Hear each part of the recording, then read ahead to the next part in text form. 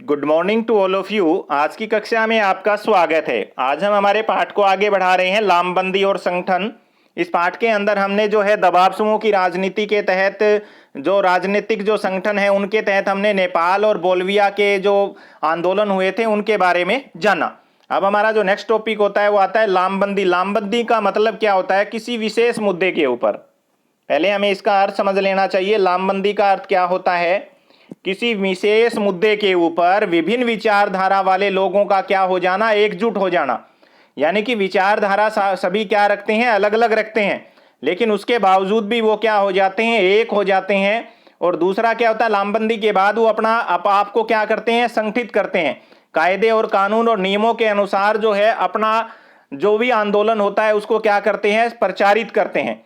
तो आइए हम दोनों उदाहरणों की तरफ वापस लौट आते हैं और उन संगठनों की भी बात करते हैं जिसके बूते पर उस संघर्ष को हमने सफल होते हुए देखा। तो सबसे पहले हम बात करते हैं नेपाल के अंदर जो अनियतकालीन जो हड़ताल हुई थी उसको कितने दलों ने समर्थन किया था? 7।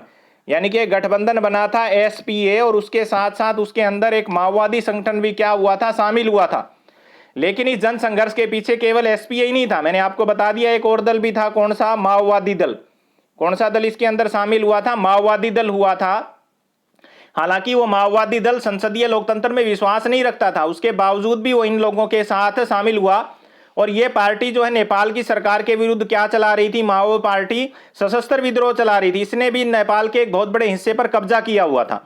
तो नेपाल के जन संघर्ष के अंदर राजनीतिक दलों के अलावा और भी संगठन शामिल थे। उसमें कौन था? मजदूरों का संगठन था, परिसंघों का संगठन था।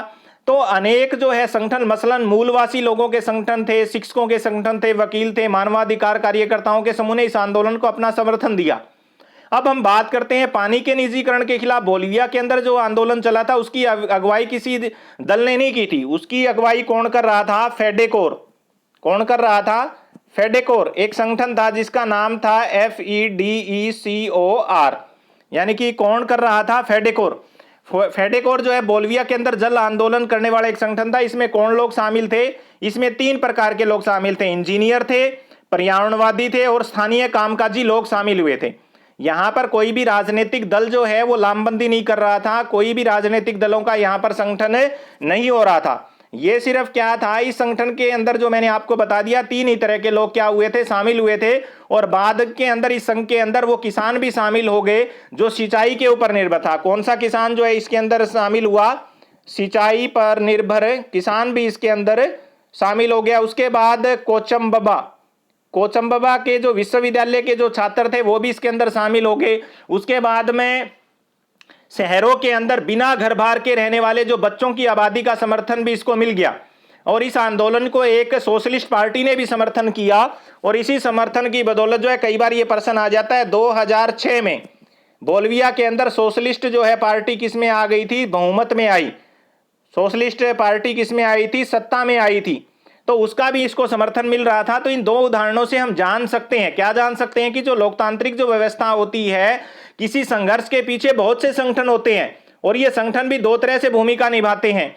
2 तरह से कैसे निभाएंगे? लोकतंत्र में किसी फैसले पर असर डालने का एक जाना माना तरीका है राजनीति में क्या करना? प्रत्यक्ष भागीदारी।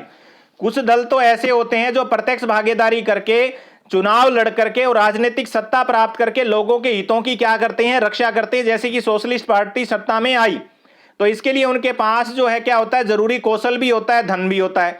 लेकिन कुछ समूह ऐसे होते हैं जिनके पास ना तो जरूरत से ज्यादा धन होता है, ना ही उनके पास राजनीति करने का कौशल होता है और ना ही उनके पास समय होता है। तो वो क्या करते हैं? केवल मतदान के जरिए, केवल क्या करते हैं? मतदान के जरिए तो प्रत्यक्ष राजनीति में अपनी हिस्सेदारी करते हैं। उसके बाद क्या करते हैं? वो अपनी जो राजनीतिक हिस्सेदारी है वो अप्रत्यक्ष तरीके से करते हैं। अप्रत्यक्ष तरीके में क्या करते हैं? वो जो है लोगों की जो मांगे होती हैं उनको सरकार से मनवाने के लिए सरकार के ऊपर दबाव डालते हैं। क्या डालते हैं? दबाव डालते हैं। और अपने हितों को बनवाने के लिए वो क्या बनाते हैं? हित समूह बनाते हैं। यहाँ एक प्रश्न हमारा शुरू हो जाता है, हित समूह किसे कहते हैं? क्या बोला जाता है? हित समूह। तो हित समूह कब कहेंगे? जब जन सामान्य के, जब किसी विशेष वर्ग के हित एक दूसरे से क्या करते हो? मिलते हो। और जब विशेष वर्ग वाले लोग अपने हितों की रक्षा के लिए जब कोई समूह बनाते हैं तो उसे क्या बोला जाता है? हित समूह बोला जाता है। हित समूह के साथ साथ जब वो हित समूह जब बन जाता है और वो अपनी मांगों को मनवाने के लिए सरकार के ऊपर क्या डालता है, दबाव डालता है, तो वो क्या बन जाता है, हित समूह किसमें कन्वर्ट हो जाता है, दबाव समूह में। किसमें कन्वर्ट हो जाता है, दबाव समूह में हो जाता है। और ये दबाव समूह सरकार के ऊपर समय समय पर आंदोलन करके क्या करते हैं, दबाव डालते हैं। तो आइए अब हम हमारे नेक्स्ट पॉइंट के अंदर उन दबाव समूह और आंदोलन के बारे में बात करें। तो बतौर अगर संगठन जो दबाव समूह होता है वो सरकार की नीतियों को प्रभावित करने का क्या करते हैं, प्रयत्न करते हैं। लेकिन राजनीतिक पार्टियों के समान दबाव समूह का जो लक्ष्य होता है वो क्या नहीं होता, प्रत्यक्ष जो है नियंत्रण करने का नहीं होता है। प्रत्यक्ष क्या नहीं करते हैं, ये नियंत्रण नहीं करते हैं, ना ही ये प्रत्यक्ष क्या करते हैं, चुनाव में भाग लेते हैं। चुनाव में क्या नहीं लेते हैं, भाग नहीं लेते हैं, ये केवल क्या करते हैं, वोट डालते हैं। तो दबाव समूह का निर्माण कब होता है, दबाव समूह का निर्माण तब होता है जब समान पेशे वाले, एक ही काम में लगे हुए लोग और उनका समान ही उद्देश्य होता है। क्या होता है, उनका समान उद्देश्य होता है। उसको प्राप्त करने के लिए जब एकजुट हो जाते हैं तो उसको क्या बोला जाता है, दबाव समूह बोला जाता है। तो ऊपर जो हमने चर्चा की थी, हमारा सामना कुछ ऐसी बातों से हुआ जिन्हें हम संगठन नहीं कह सकते। जैसे कि नेपाल के अंदर जन संघर्ष को लोकतंत्र के लिए दूसरा आंदोलन कहा गया था। इस अवसर पर कई सामूहिक कार्रवाइयों के लिए जन आंदोलन जैसा शब्द भी हमारे व्यवहार में आया सुनने को। और इसके अलावा जन आंदोलन शब्द हम अन्य जगह भी सुनते हैं, जैसे कि नर्मदा आंदोलन है, नर्मदा को बचाओ आंदोलन हुआ था, नर्मदा बचाओ आंदोलन, पर्यावरण बचाओ आंदोलन, सूचना का अधिकार आंदोलन, शराब विरोधी आंदोलन, महिला आंदोलन। इस प्रकार के बहुत से जो है आंदोलन दबाव समूह के समान आंदोलन भी चुनावी मुकाबले में सीधी जो है भागीदारी नहीं करते हैं, राजनीति को क्या करते हैं, प्रभावित करने की कोशिश करते हैं। लेकिन दबाव समूह के विपरीत आंदोलनों के अंदर जो संगठन होता है वो क्या होता है, ढीला ढाला। अभी हम यहाँ अंतर देख रहे हैं कि दबाव समूह के अंदर और आंदोलन के अंदर अंतर क्या होता है। तो जो दबाव समूह जो होता है उसके अंदर जो संगठन होता है वो बहुत कड़ा होता है, जबकि आंदोलन का संगठन क्या होता है, ढीला ढाला। आंदोलन के अंदर जो है बहुत से वर्ग जिनके हित एक दूसरे के साथ मिलते नहीं है वो लोग शामिल होते हैं, लेकिन दबाव समूह के अंदर केवल वही लोग शामिल होते हैं जिनके हित एक जैसे हों, जिनके उद्देश्य क्या होते हों, एक जैसे होते हों। तो आंदोलन जो है वो जनता की स्वतः स्फूर्त भागीदारी पर निर्भर होता है, न कि दबाव समूह के ऊपर। उसके बाद में नेक्स्ट हमारा जो पॉइंट आता है, विशेष वर्ग के हित समूह और जन सामान्य के हित समूह। यहां इन दोनों को हमें समझना पड़ेगा। विशेष वर्ग का मतलब तो यहां पर क्या हो गया, किसी विशेष वर्ग से संबंधित। किसी विशेष वर्ग से संबंधित में कौन हो गया, जैसे शिक्षक है उनका कोई हित समूह बन गया, व्यापारी है उनका कोई बन गया, वकील है उनका बन गया। यानी कि जब हित समूह समाज के किसी खास हिस्से के हितों के बढ़ावा देने के लिए बनता है, जब कोई हित समूह समाज के किसी विशेष हिस्से या किसी खास समूह या किसी खास उद्देश्य वाले लोगों की हितों की रक्षा करने के लिए बनता है, तब तो क्या होता है, वर्ग विशेष हित समूह। उसके बाद में दूसरा हमारे पास क्या होता है, जन सामान्य हित समूह। अब ये इसके उलट हो जाएगा। जन सामान्य जो हित समूह होता है वो कौन सा होता है, वो क्या होता है, ये हित समूह क्या होते हैं, जो सामान्य जनता के जो हित हैं उनके लिए बढ़ावा देते हैं। पहले वाला जो विशेष वर्ग वाला था वो तो क्या था, किसी विशेष वर्ग के लिए, जैसे शिक्षक है वो अपने अपने वर्ग के लिए क्या करेगा, प्रयास करेगा। व्यापारी है वो व्यापारियों के लिए, वकील है वो वकीलों के लिए, डॉक्टर है वो डॉक्टरों के लिए, मजदूर है वो मजदूरों के लिए, किसान है वो किसानों के लिए। लेकिन जन सामान्य में क्या होगा, एक ऐसा हित समूह होता है जो जन सामान्य के जो मसले होते हैं इनके ऊपर खड़ा होता है, जिसके अंदर सामान्य लोगों के हितों की बढ़ावा देने की बात की जाती है, किसी स्पेशल जो है वर्ग की बात नहीं होती। जैसे एग्जाम्पल बताता हूं मैं, पर्यावरण आंदोलन।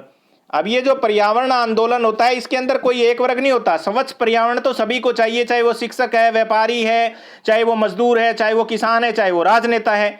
इसी प्रकार के अंदर बोलिविया में जो जल युद्ध हुआ, बोलिविया में क्या हुआ था, जल युद्ध हुआ था, वो भी किसका उदाहरण था, सामान्य हित समूह का उदाहरण था। किसका उदाहरण था, सामान्य हित समूह का उदाहरण था। इसके अलावा पेड़ बचाओ आंदोलन अगर होता है, पेड़ बचाओ आंदोलन किसी एक वर्ग का आंदोलन नहीं होता है, यह सामान्य हितों की रक्षा के लिए किया जा रहा आंदोलन है। तो जन सामान्य आंदोलन और विशेष वर्ग हित समूह के अंदर यह सारा का सारा क्या होता है, अंतर होता है। तो बोलिविया का जो फेडेकोर आंदोलन था उसके बारे में मैंने आपको पहले ही बता दिया था, वो एक क्या था, जन सामान्य के हित समूह का आंदोलन था। इसके अलावा क्या था, आप इस पाठ के अंदर एक और आंदोलन के बारे में पढ़ेंगे, एक और गठबंधन के बारे में, बाम सेफ। क्या बोला जाता है, बाम सेफ। यानी कि बी से तो क्या बनेगा, बैकवर्ड। बी से क्या बनेगा, बैकवर्ड। ए से आपका क्या बनेगा, एंड।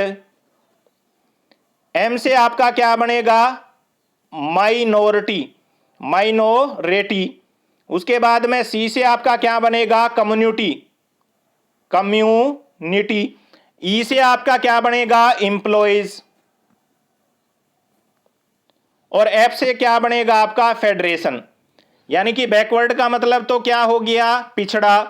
एंड का मतलब और, माइनॉरिटी का मतलब अल्पसंख्यक, यानी कि पिछड़ा और अल्पसंख्यक। कम्युनिटी का मतलब क्या हो गया, समुदाय। एम्प्लॉइज का मतलब क्या हो गया, कर्मचारी। और फेडरेशन का मतलब क्या हुआ, संगठन। यानी कि जो सरकारी कर्मचारी होते हैं, जो पिछड़ा वर्ग और अल्पसंख्यक वर्ग से आते हैं, उनका एक ये क्या था, समूह था। तो ये किसी एक स्पेशल वर्ग का प्रतिनिधित्व कर रहा था। जो पिछड़ा वर्ग था उसका जो है क्या कर रहा था, उसके जो अधिकार थे, और वो भी किसके, सरकारी कर्मचारियों के। जो सरकारी कर्मचारियों के खिलाफ जो जातिगत जो है भेदभाव किया जा रहा था, उसके खिलाफ ये चला था। तो ये संगठन जातिगत भेदभाव के शिकार अपने सदस्यों की समस्याओं को देखता था, लेकिन इसका मुख्य सरोकार क्या था, सामाजिक न्याय और पूरे समाज के अंदर सामाजिक समानता लेकर के आना। इसलिए हम इसको क्या बोलते हैं, जन सामान्य हित समूह। उसके बाद में नेक्स्ट हमारे पास आ जाता है आंदोलनकारी समूह। अब जो दबाव समूह हमारे होते हैं, उन दबाव समूहों के आंदोलन में कई तरह के समूह भी शामिल हो जाते हैं आंदोलन में। ऊपर हमने कुछ उदाहरण दिए थे जिससे इसकी एक साधारण विशेषता का हमें संकेत मिलता है। तो पहली जो हमारी मुख्य विशेषता है वो क्या होती है, जो आंदोलनकारी जो लोग होते हैं वो चुनावी मुकाबले में सीधे भाग नहीं लेते। पहली बात तो क्या है, ये लोग चुनावी मुकाबले में क्या नहीं लेते हैं, भाग नहीं लेते हैं। चुनावी मुकाबले में भाग ना लेना नहीं लेते हैं ये। इसके अलावा ये क्या होते हैं, ये आंदोलन किसी खास मुद्दे पर होते हैं, किसी खास मुद्दे पर। खास मुद्दा क्या था, नर्मदा को बचाने का था तो नर्मदा आंदोलन था। सूचना का अधिकार पाना था तो सूचना अधिकार आंदोलन था। महिलाओं के बराबरी का अधिकार दिलाना था तो महिला आंदोलन था। तो कुछ आंदोलन क्या होते हैं, बहुत सार्वभौम प्रकृति के होते हैं और उनका लक्ष्य क्या होता है, व्यापक होता है। जैसे पर्यावरण बचाना था, नर्मदा आंदोलन था, महिला के अधिकारों की रक्षा करनी थी, तो वो आंदोलन क्या होते हैं, व्यापक है। तो लोकतंत्र के अंदर जो नेपाल के अंदर लोकतंत्र बहाली का जो आंदोलन उठा था, उसका एक विशिष्ट उद्देश्य था भी राजा को अपने आदेशों को क्या करना था, वापस लेने के लिए बाध्य करना था। और वहां पर लोकतंत्र को राजा ने क्या कर दिया था, समाप्त कर दिया था। भारत में जो नर्मदा आंदोलन चलाया गया था, मैंने आपको बार बार बताया है, तो ऐसा आंदोलन भी आंदोलन का एक बहुत अच्छा हिस्सा है। क्योंकि नर्मदा नदी के ऊपर जो बांध बनाया जा रहा था, उससे क्या हो रहे थे, बहुत बड़ी संख्या में, भारी संख्या में लोग क्या हो रहे थे, विस्थापित हो रहे थे। उनकी जमीनें क्या हो रही थी, छिन रही थी। इसके अलावा पेड़ पौधे जो है वो क्या हो रहे थे, बेकार हो रहे थे। क्योंकि जल जहां भी इकट्ठा हो जाएगा, पेड़ पौधों की जड़ों को क्या कर देगा, खत्म कर देगा। तो इसके लिए जो है वहां पर एक व्यापक आंदोलन छिड़ा गया था। तो किसी एक मुद्दे पर आधारित ऐसे आंदोलन का जो है बरबक्स उन आंदोलनों को रखा जा सकता है जो लंबे समय तक चलते हैं, जिसमें एक से ज्यादा मुद्दे होते हैं। पर्यावरण का आंदोलन है, महिला का आंदोलन, ठेठ ऐसे ही आंदोलनों की क्या होती है, मिसाल होती है। तो इन आंदोलनों के जरिए ही देश के अंदर क्या किया जाता है, विकास किया जाता है। तो ऐसा ही एक अन्य जो है संगठन था, NAPM। इसका फुल फॉर्म क्या होती है, national alliance for people's movement, यानी कि राष्ट्रीय संगठन। और किसके लिए, जन आंदोलन के लिए। कि देश के अंदर जो है ऐसा संगठन था जो विभिन्न मुद्दों पर संघर्ष करने के लिए लोगों को क्या करता है, इकट्ठा करता है। तो जो दबाव समूह है और आंदोलन जो है वो राजनीति के ऊपर कैसे असर डालते हैं। जो दबाव समूह होते हैं और जो हम आंदोलन जो होते हैं, सबसे पहले तो क्या होता है, जो दबाव समूह और आंदोलन होते हैं उनको जनता का समर्थन होता है। क्या होता है, पहला हम पॉइंट लेंगे, या जन समर्थन। जनता का क्या होता है, इनको समर्थन मिला होता है, जनता की सहानुभूति हासिल करते हैं और इसके लिए सूचना अभियान चलाते हैं, बैठकों को आयोजित करते हैं, अर्जियां दायर करते हैं। इन तरीकों का सहारा लिया जाता है। मीडिया भी ऐसी जो है विचारधारा को प्रचारित किया जाता है। मीडिया को यहाँ पर क्या किया जाता है, सहयोग किया जाता है। दूसरा ये क्या करते हैं, हड़तालें करते हैं। जो सरकारी जो कार्यक्रम होता है, सरकार की जो नीतियां होती हैं, उनको लागू नहीं होने देना चाहते हैं। सरकारी जो काम होती है उनके अंदर बाधा डाली जाती है ताकि सरकार जो है उनकी बातों को मानने के लिए क्या हो जाए, मजबूर हो जाए। तो इसके लिए क्या करते हैं, ये जो मजदूरों के जो संगठन होते हैं उनका क्या कर लेते हैं, उपयोग कर लेते हैं। इसके अलावा तीसरी जो महत्वपूर्ण बात होती है, लॉबिंग। क्या करते हैं, लामबंदी करते हैं। क्या करते हैं, लामबंदी करते हैं। तो बहुत से ऐसे जो पेशेवर जो व्यवसायिक जो समूह होते हैं वो क्या करते हैं, महंगे विज्ञापन देते हैं। दबाव समूह और आंदोलनकारी समूह के कुछ व्यक्ति सरकार को सलाह देने वाली समितियों के निकाय में भी शिरकत करते हैं। तो हालांकि जो दबाव समूह और आंदोलन की जो दलीय राजनीति होती है वो सीधे भाग नहीं लेते। मैंने आपको पहले भी बताया था कि आंदोलन जो होते हैं वो सीधे चुनाव में भाग नहीं लेते। दूसरा, ये क्या करते हैं, इनका जो संगठन होता है वो क्या होता है, ढीला ढाला होता है। ये बात भी मैंने आपको बताई थी, संगठन क्या होता है इनका, ढीला ढाला होता है, ढीला ढाला होता है। इसके अलावा इनका किसी भी जो राजनीतिक दल है उससे कोई भी लेना देना नहीं होता है। और यहाँ जो फैसले लिए जाते हैं वो भी क्या लिए जाते हैं, औपचारिक रूप से लिए जाते हैं। लेकिन कई बार क्या होता है, ऐसा भी समय आ जाता है जब आंदोलन क्या होता है वो राजनीतिक दल का रूप ले लेता है। उसका एक एग्जाम्पल बताता हूं मैं आपको। 1930 तो नहीं है, 20वीं सदी के अंदर जो है असम के अंदर जो विदेशी छात्र थे उनके खिलाफ जो है एक आंदोलन चलाया गया था। उसके लिए एक गठबंधन बनाया गया था जिसका नाम था असम गण परिषद। और बाद के अंदर ये एक असम का बहुत बड़ा राजनीतिक दल बन गया और इसने पहले ही चुनाव के अंदर जो है सत्ता के ऊपर अपना नियंत्रण स्थापित कर लिया। एक ताजा तरीन एग्जाम्पल आप अन्ना हजारे के आंदोलन से ले सकते हैं, किस प्रकार केजरीवाल जो है लगातार दूसरी बार जो है दिल्ली का सीएम बना, आम आदमी पार्टी बन गई। उससे भारत स्वाभिमान मंच से एक नई पार्टी का गठन हुआ जिसका नाम था आम आदमी पार्टी। तो इसी प्रकार से तमिलनाडु के अंदर डीएमके और इसके अलावा AIDMK, ये दो ऐसे समाज सुधारक जो दल थे। डेमोक्रेटिक जो है द्रविड़ मुनेत्र कड़गम, ऊपर वाले का अर्थ तो क्या होता है, द्रविड़ मुनेत्र कड़गम, और नीचे वाले का है ऑल इंडिया द्रविड़ मुनेत्र कड़गम। तो ये दोनों के दोनों दल जो हैं उन्होंने आंदोलन किया था, समाज सुधार के आंदोलन के लिए जो है तमिलनाडु के अंदर प्रयत्न किया था। और उसके बाद ये दोनों ही क्या बन गए थे, राजनीतिक दल। इसके अलावा जो अधिकांश दबाव समूह और आंदोलन होते हैं उनका राजनीतिक दलों से कोई भी प्रत्यक्ष संबंध नहीं होता है। वो दोनों परस्पर क्या होते हैं, विरोधी होते हैं। फिर भी इनके बीच में संवाद कायम रहता है और सुलह की बातचीत चलती है। और आंदोलनकारी जो समूह होते हैं वो नए नए मुद्दे उठाते हैं, राजनीतिक दल इन मुद्दों को आगे बढ़ाते हैं। और राजनीतिक दलों के अधिकतर जो नेता होते हैं वो दबाव समूह और आंदोलनकारियों के समूह से भी क्या करते हैं, आते हैं। उसके बाद में नेक्स्ट हमारा जो पॉइंट आता है वो है क्या दबाव समूह और आंदोलन के प्रभाव सकारात्मक होते हैं। इसके बारे में हम हमारी आगे की कक्षा के अंदर अध्ययन करेंगे। Thank you.